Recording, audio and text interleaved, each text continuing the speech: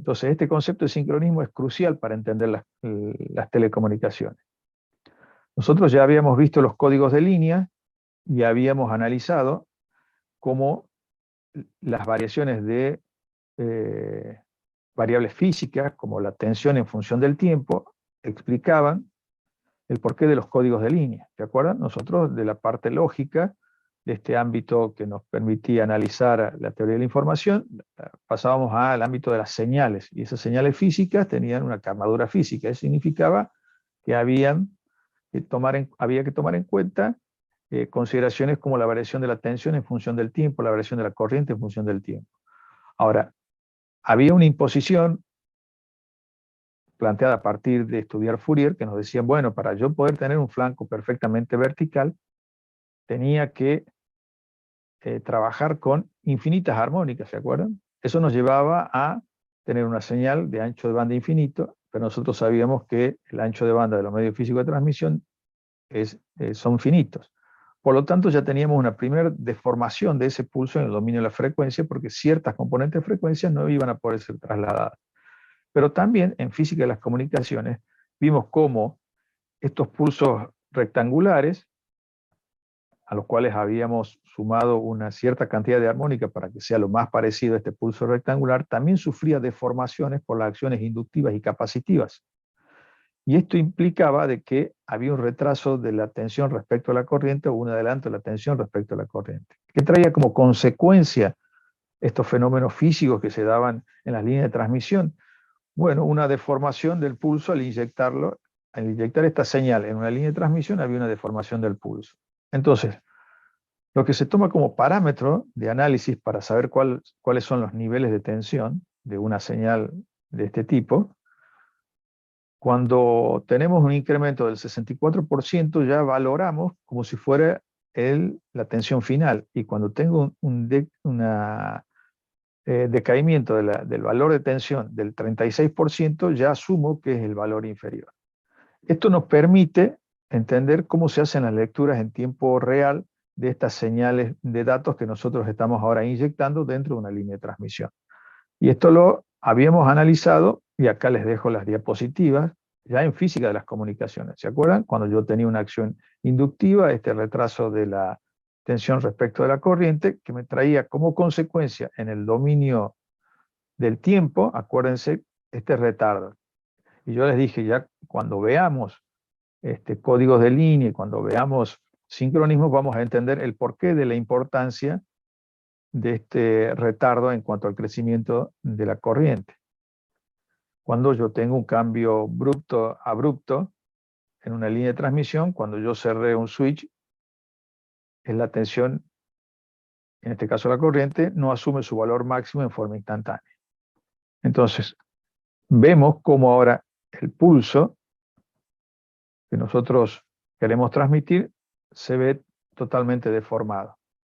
Y van a haber rangos de lectura que ya los vamos a analizar cuando veamos todo lo que es ruido, y vamos a ver los gráficos que nos van a permitir identificar este tipo de variaciones de tensión que nos llevarían a incurrir en errores. Esto lo vamos a ver cuando veamos diagrama de ojo, interferencia intersimbólica, etc.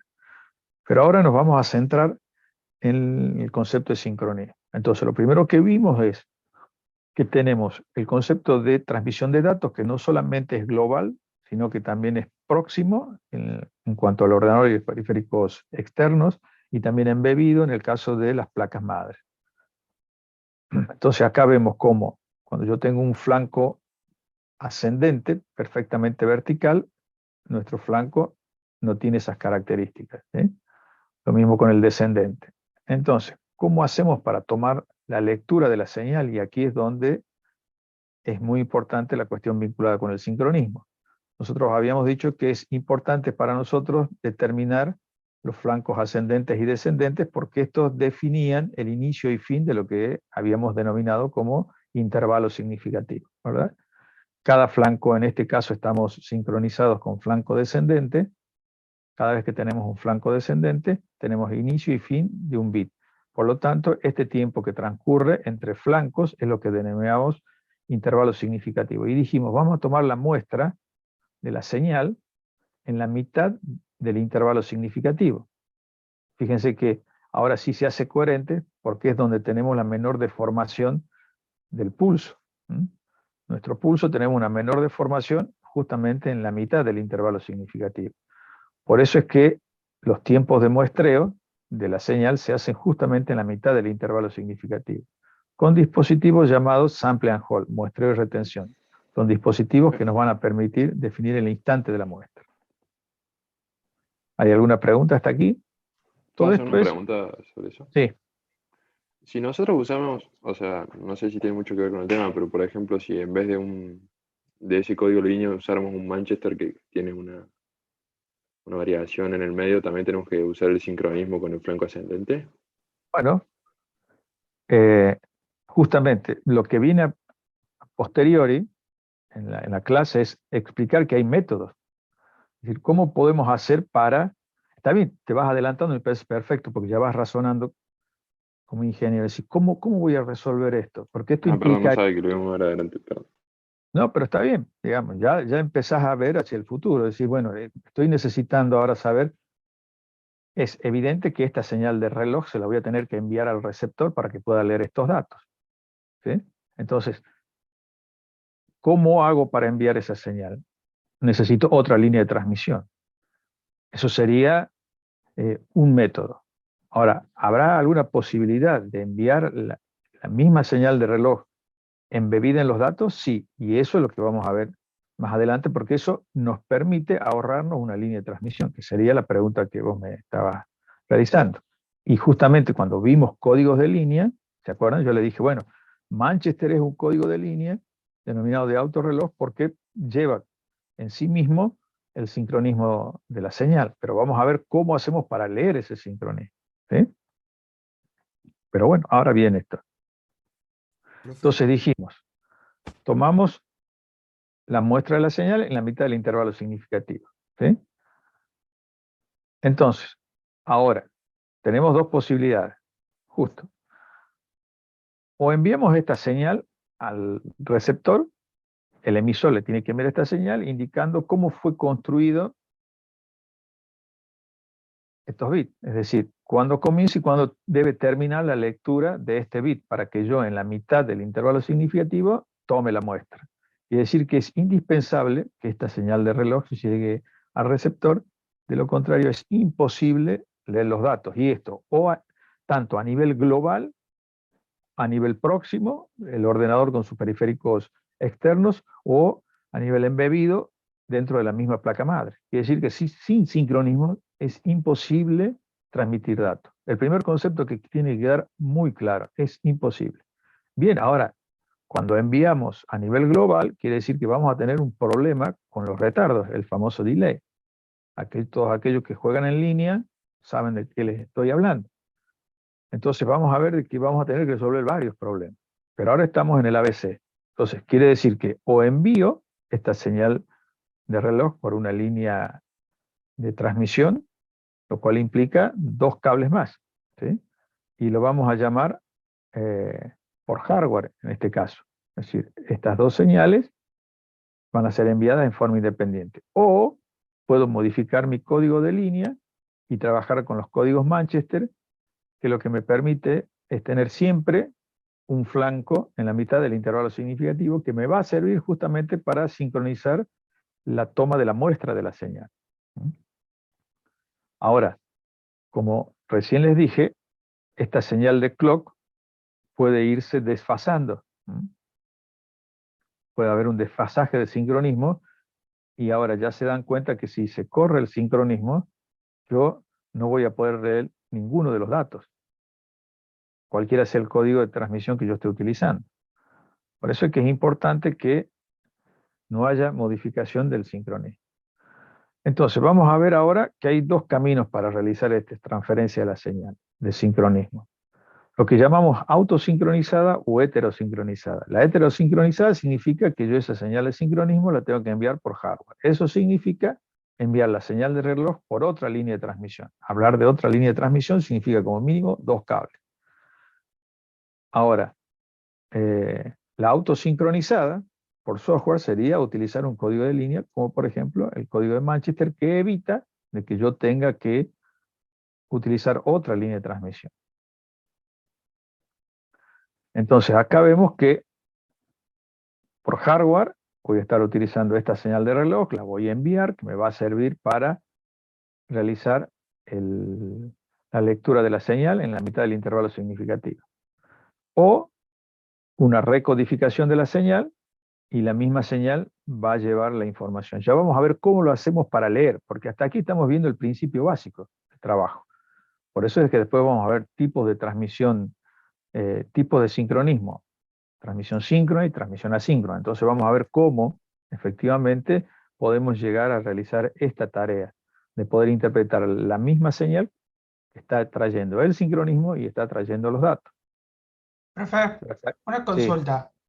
¿Qué ventaja te trae un código Manchester sobre otro? Porque vi que uno con flanco ascendente y otro con flanco descendente. ¿Hay alguna ventaja o es una convención nomás? es una convención, más que todo es una convención, ya que el protocolo IEEE 802.3 utiliza este Manchester. Es simplemente una convención. Ahora, fíjense que es importante saber que se invierten, ¿no? Ustedes para rendir el parcial tienen que conocer cómo se realizan todos los códigos. Yo les puedo dar una secuencia de unos y ceros y decir, bueno, codifíquenla en Manchester, en AMI, o puedo darle la gráfica y que me digan cuál es la secuencia de unos y ceros que están enviando. Obviamente que se le diga si es un Manchester Thomas o el que se utiliza en IEEE 802.3. Pero es una convención. Ok, gracias. Perfecto. Entonces estábamos acá. Entonces decimos, bueno, por hardware y por software.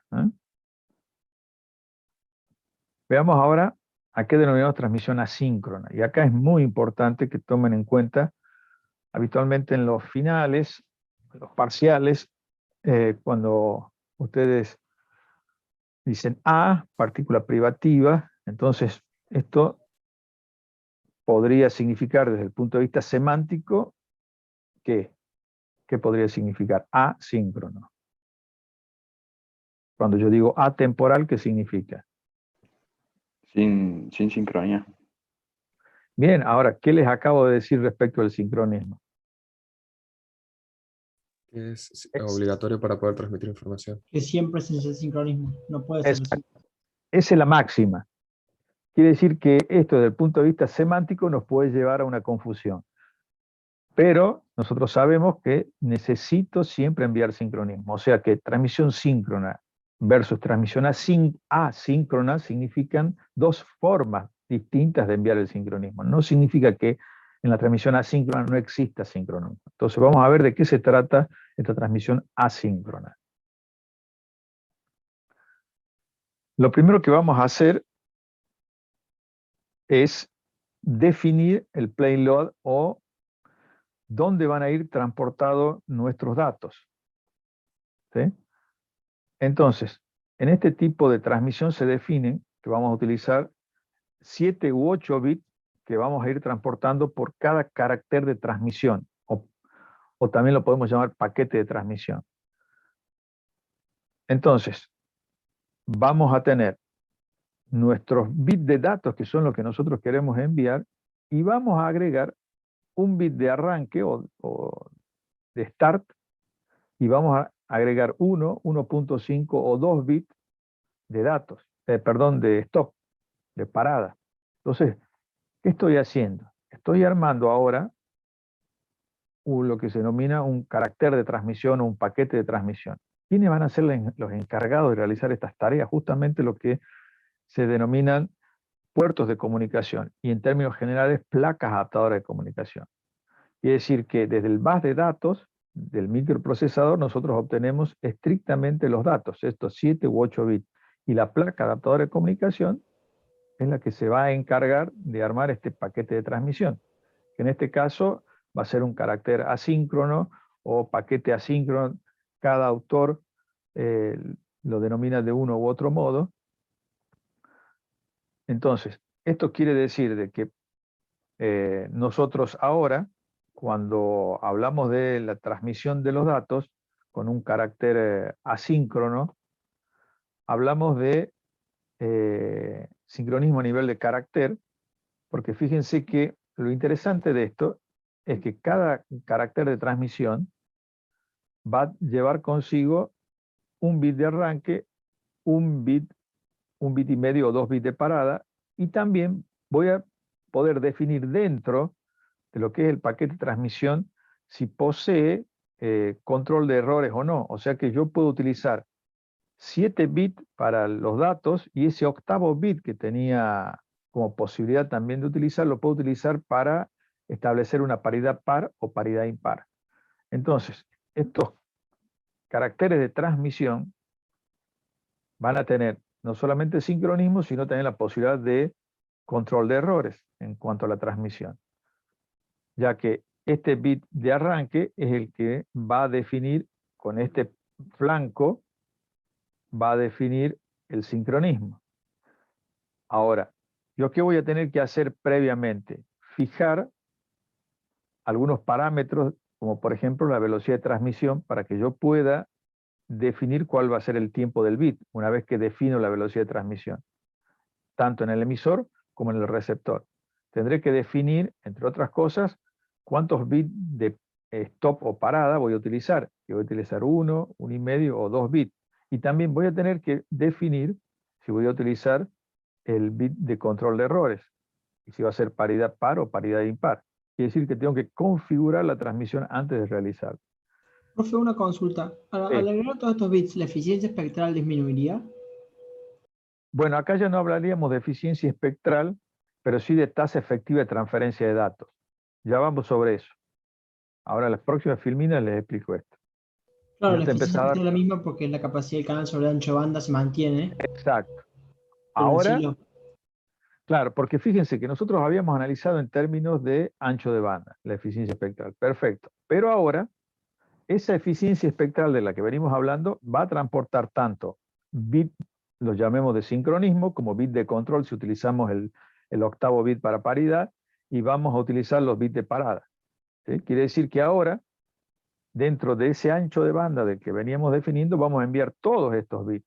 Pero a nosotros lo que nos interesa son los 7 u 8 bits del payload. Entonces ahí es donde hablamos de tasa efectiva de transferencia de datos, porque yo por cada 7 u 8 bits voy a utilizar o 10 u 11,5 o 12 bits. Y ahí es donde vamos a ver que la tasa efectiva de transferencia de datos va a disminuir. Si yo elijo utilizar un bit de stop, no es lo mismo que si utilizo 1,5 o 2 bits de stop. Y eso se define en función de la relación señal-ruido que yo posea en el tramo de enlace que estoy utilizando. No va a ser antojadizo.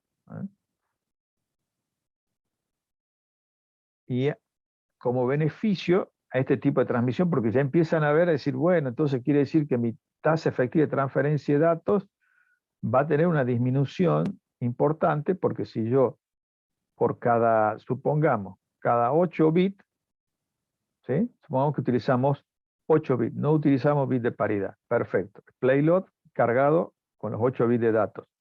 Y utilizo 2 bits de stop y 1 bit de arranque, o sea, 3 bits. Quiere decir que van a ser 11 bits, de los cuales solamente estoy transportando 8 de datos. Entonces hay una disminución importante de la tasa efectiva de transferencia de datos. Ahora, ¿qué trae como beneficio? Fíjense que el tiempo que puede transcurrir entre carácter y carácter no necesito mantener el sincronismo. Porque cuando yo genere algún dato para transmitir, se va a incorporar el sincronismo a partir del bit de arranque y el bit de parada. Entonces, cada carácter va a tener incorporar el sincronismo. Por eso se habla de sincronismo a nivel de carácter, porque no necesito mantener el sincronismo en los tiempos que yo no transmito. Usted puede decir, bueno, pero ¿cuál puede ser la ventaja?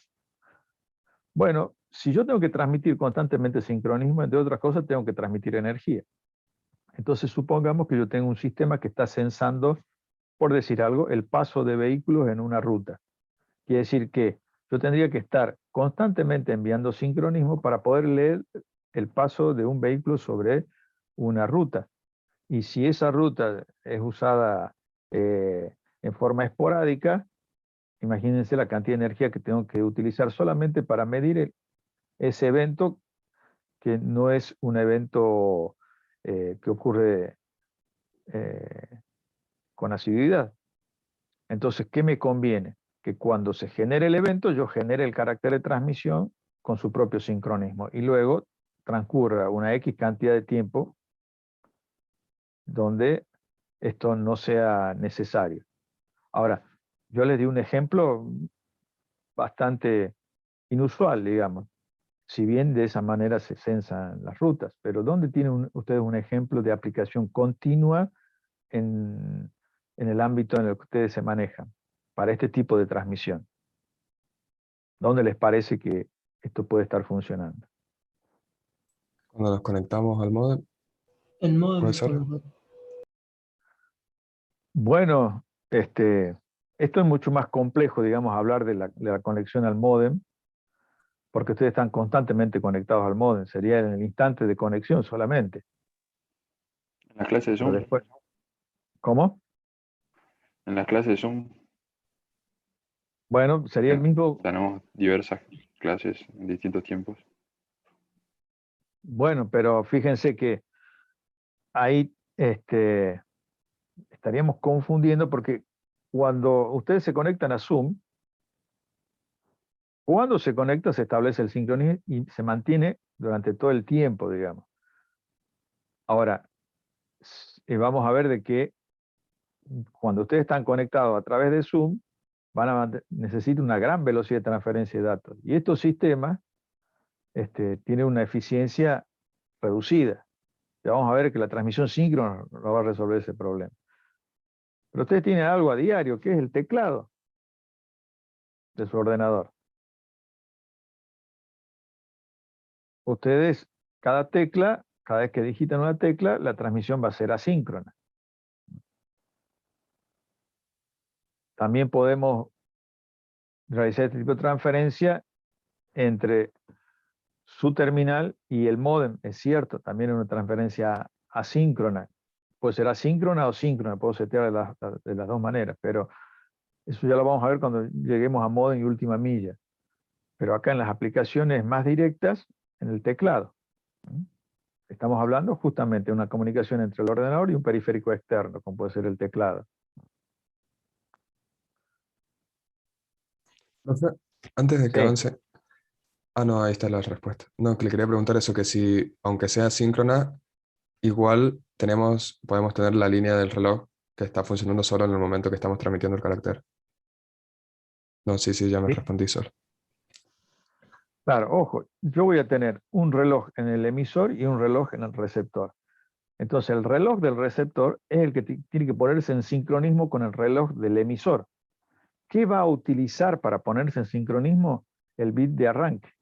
Este flanco de caída le va a definir justamente de que ya tiene un flanco de referencia para que pueda leer el próximo bit. Por eso el próximo bit recién es el bit de datos.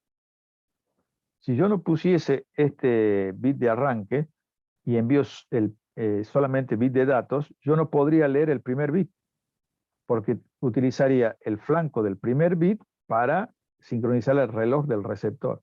Por eso tengo que agregar un bit, el bit de arranque, que me sirva para sincronizar el clock del receptor, para que así yo pueda leer la señal. Por eso es que también voy a poder utilizar códigos como no retorno a cero en este tipo de transmisión asíncrona. ¿Sí? Sí, profe. Perfecto. Entonces acá les dejo todo esto especificado, lo que acabo de explicarles. Estas diapositivas le van a ir mostrando todo lo que vamos desarrollando en la clase. Ahora acá es donde empezamos a ver la eficiencia en cuanto a la tasa efectiva de transferencia de datos. Fíjense que yo puedo aumentar la velocidad, pero va a depender de las palabras que yo utilice. Cuando algunos autores también definen carácter mensaje, palabra de transmisión, cuántos bits está utilizando. Cuantos más bits utilice, fíjense que yo voy enviando menos cantidad de caracteres por segundo, manteniendo la señalización en baudios. Entonces veo que hay una caída de la tasa efectiva de transferencia de datos, que es lo que voy a pagar como costo a la hora de transmitir en transmisiones asíncronas. ¿Cuál es el beneficio? Que yo no necesito mantener el sincronismo cuando no transfiero datos.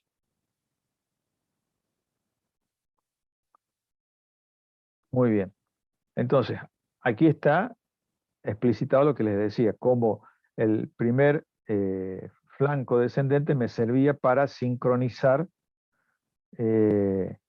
la lectura de la señal, el muestreo. Entonces yo sé que al haber fijado previamente la velocidad de transmisión, yo sé cuánto dura el intervalo significativo. Entonces, tengo el primer flanco detectado a la mitad del intervalo significativo, porque yo ya sé cuánto vale el intervalo significativo, porque yo configuré las dos placas. Si no, no se van a poder comunicar. Entonces yo tengo que configurar con las mismas velocidades de transmisión, porque si configuro con otra velocidad de transmisión, la lectura de la señal, o sea, el muestreo, va a ser tomado en cualquier otro punto, que no corresponde. Por eso es que acá yo debo setear en ambas placas adaptadores de comunicación cuál es la velocidad con la que vamos a trabajar. Y obviamente, si voy a utilizar el bit de parada o no, porque va a empezar a contar la placa adaptadora de comunicación los bits por lo ya establecido en el registro donde se carga la información para poder tomar los datos. Entonces acá veo en esta gráfica, en lo que recién les planteé, como el primer bit de start o arranque me sirve para establecer el sincronismo. Quiere decir que mi reloj del receptor se pone en sincronía con el reloj del emisor. Y luego puedo leer todos los bits y obviamente si tengo que saber previamente si establecí un payload de 8 o 7 bits o si este bit lo utilizo para detección de paridad. Por lo tanto, yo puedo recibir un carácter y encima detectar si vino o no con error. ¿Sí? Esto, ya saben que paridad, la detección de errores por paridad, si hay una doble inversión, no se detecta el error, ¿verdad?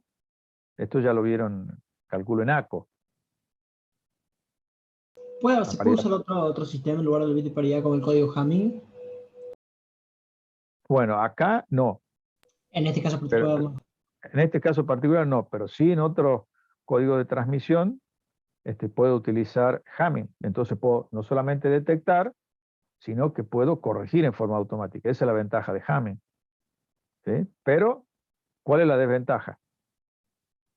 Hablando en términos del payload y hablando del término de la tasa efectiva de transferencia de datos. ¿Que se requerían más bits que no eran efectivos de información, puede ser? Exacto, exacto. Y que es más complejo, por supuesto. Claro, pero, digamos, pagamos seguridad con tasa efectiva de transferencia de datos, porque estoy agregando bits redundantes. Es lo mismo que ocurría cuando hablábamos de, ¿se acuerdan los códigos redundantes o por bloques que habíamos visto en los distintos tipos de código? Entonces, la ventaja es que yo puedo detectar errores, o acá inclusive, fíjense que yo puedo anular este bit de paridad y transportar otro bit de datos, pero ya no tengo detección de errores. Y aunque esto parezca primitivo, tiene una tasa efectiva de 10 a la menos 7 con la paridad. Bien. Entonces acá vemos la señal de muestreo y acá tenemos la señal ya codificada. En este caso en Manchester, por ejemplo. Acá vemos una gráfica que lo que hace es explicitar esta cuestión de el decalaje de la frecuencia. Cómo yo voy a tener ese famoso retardo, el tiempo de retardo al detectar el flanco de caída. Entonces, ¿qué es lo que me va a determinar a la hora de la lectura de la señal en el receptor? Ese tiempo de procesamiento que después se va a convertir, y lo vamos a analizar en profundidad cuando veamos la interferencia de intersímbolos, etcétera, todo lo vinculado con la lectura ya de la señal en el receptor. Cuando hablamos de delay, vamos a ver que está englobado todo el trabajo de la placa adaptadora de comunicación, que significa armar todo el paquete de transmisión, en la recepción, detectar el sincronismo, desarmar ese paquete de transmisión y extraer solamente los datos, que es lo que nos interesa a nosotros a la hora de procesar en el micro. Entonces, esas velocidades de procesamiento más el procesamiento en la red, porque si vamos a ver distintos tipos de transmisión de datos a nivel global. Una es conmutación de circuito, otra es conmutación de paquetes, y esa conmutación de paquetes también tiene lo que se llaman algoritmos de enrutamiento, que ya vamos a ver, que nos va a determinar también un cierto retardo en cuanto a la transferencia de los datos. Por eso el que juega al LOL sabe que su servidor más próximo creo que está en Brasil, y bueno, los que juegan en Argentina tienen una desventaja respecto a los que juegan en Brasil, justamente por este retardo. Chile, profe, el servidor está en Chile. ¿En Chile? ¿Me Ujú. habían dicho que había uno en Brasil? ¿O Hay estaba uno en Brasil? México, Fue uno Chile. en Chile y uno en Brasil. El de El Brasil de- es para el servidor brasilero. El El de nuestro está en Brasil es, Chile. es del Counter-Strike, profe. El server de Brasil que Ah, usamos bien, acá en Argentina. Igual hace poco metieron uno bien. acá en Argentina, en el Counter. ¿Ah, sí? Bueno, o sea que estamos mejorando la performance. Sí, ahora que finalmente tenemos suficiente ancho de banda, ahora no podemos comprar el hardware. Bueno, por la minería, la criptominería, ¿no?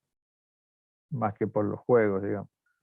Y ahora las criptomonedas se minan en discos duros, o sea que los discos duros, no solo las placas adaptadoras de comunicación como las placas gráficas, sino los discos duros ahora también van a elevar su precio sustancialmente.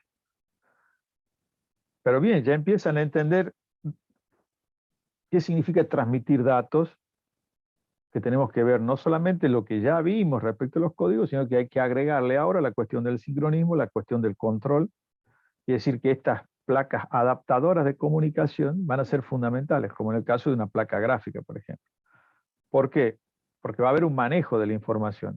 Nuestros datos, que es el payload, y lo que yo agrego. En este caso estoy hablando solamente de sincronismo y algo de control, pero hay placas mucho más complejas. Por ejemplo, una placa de acceso vía inalámbrica, Bluetooth, evidentemente va a ser más compleja que esta. ¿Sí? Bien, entonces, esta gráfica, ¿para qué se las incorporo acá? Para que ustedes vean que la CPU, a través del bus de datos, acuérdense, me transfiere los datos, pero ahora yo para transmitirlo externamente voy a tener que incorporar el sincronismo y también control. Quiere decir que la placa adaptadora de comunicación va a ser la encargada de generar estos paquetes de transmisión, que algunos lo llaman palabras, otros lo llaman carácter de transmisión, otros llaman mensajes, segmento. Estamos hablando exactamente de lo mismo. Acá les dejo el ejemplo que yo les planteé. Cada carácter, la letra A, 8 bits en ASCII, y le debo incorporar start y stop para poder transferirlo. Quiere decir que va a haber un controlador que realice esta tarea. En este caso, ¿cuál será la placa adaptadora de comunicación que administra esto? Estamos dialogando. El teclado. Claro, ¿cómo se llama?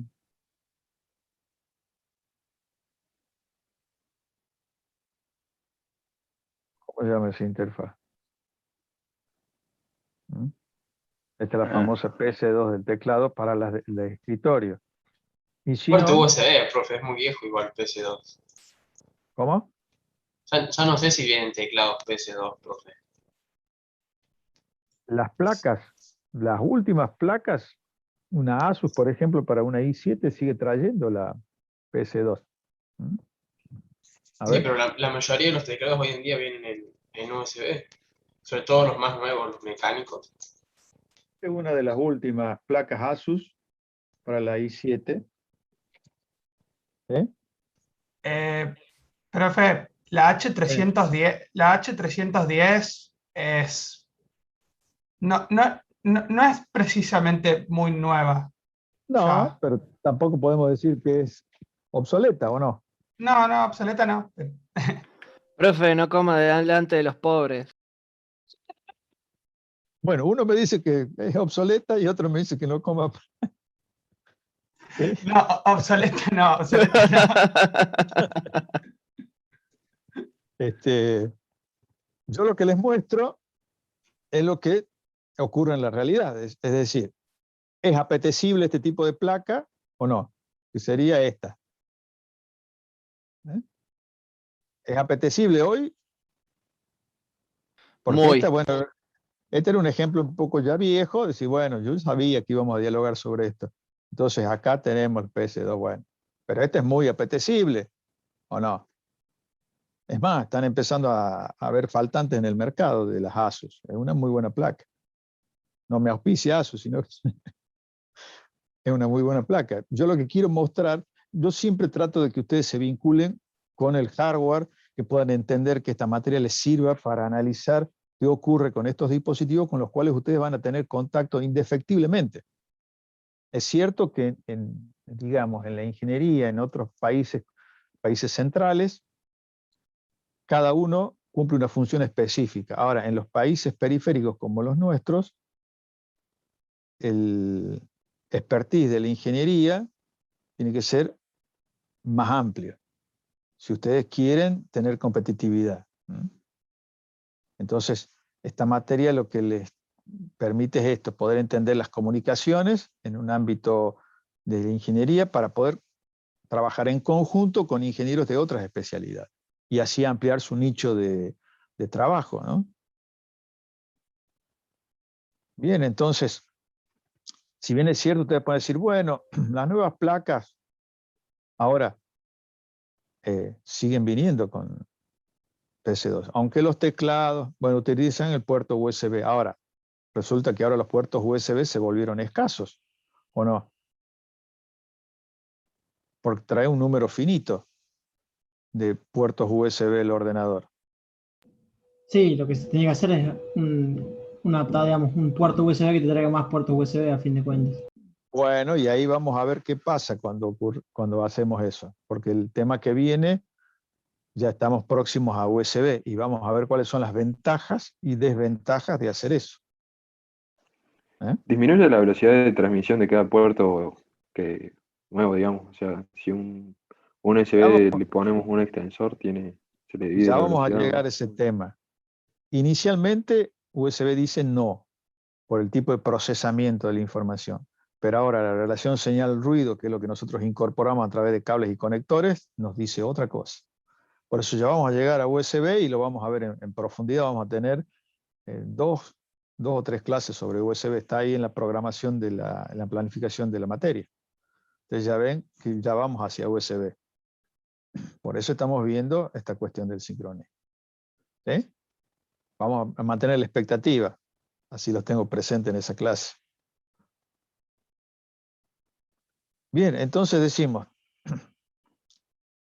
ahora, una respuesta a esta cuestión de la eficiencia en cuanto a la tasa efectiva de transferencia de datos es la transmisión síncrona, que no es otra cosa que tener un payload mucho más grande y utilizar lo que llaman flag o banderas que me permiten establecer el sincronismo. Y también puede ser heterosincronizada o autosincronizada. ¿Qué significa esto flag o bandera?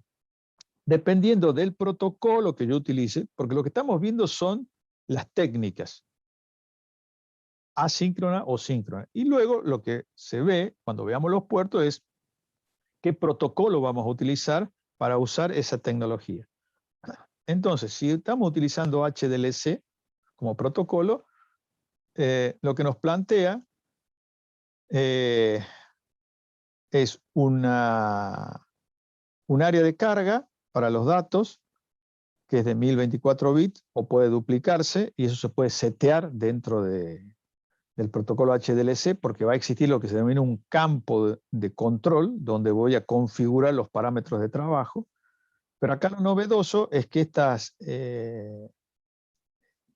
cabeceras o también llamados flag o banderas van a tener una configuración de 8 o 16 bits. que también lo voy a poder configurar, y todo eso va a ir cargado como información en el campo de control de HDLC, y más adelante vamos a ver este protocolo. Pero lo que por ahora nos interesa a nosotros es que, fíjense, mientras antes nosotros enviamos, en el mejor de los casos, enviábamos con la transmisión asíncrona 8 bits de datos con 2 bits de sincronismo. ¿Se acuerdan? Esa sería la mejor tasa. Un bit de arranque, un bit de parada y 8 bits de datos. O sea, 10 bits de los cuales utilizamos 8. Quiere decir que tenemos una disminución de un 20%. En cambio, acá tenemos, en el mejor de los casos, 1024 bits y solamente 16 bits utilizados para el sincronismo. Ahora, ¿qué ocurre cuando yo no envío datos? Y lamentablemente tengo que mantener el sincronismo. Eso quiere decir que yo voy a seguir enviando flags o banderas durante todo el tiempo que dure el enlace, aunque no esté transmitiendo datos. Y acá de nuevo, puedo enviar la señal de reloj por una línea especial, o puedo utilizar una sola línea y utilizar el flag o bandera para sincronizar el reloj del receptor. ¿Aquí hay alguna duda de lo que vimos? No, profe. Muy bien, yo ya les voy a subir el PDF de esta clase. ¿Sí? Nuevamente me olvidé de grabar la clase. Si alguno la grabó, por favor pásenme el link.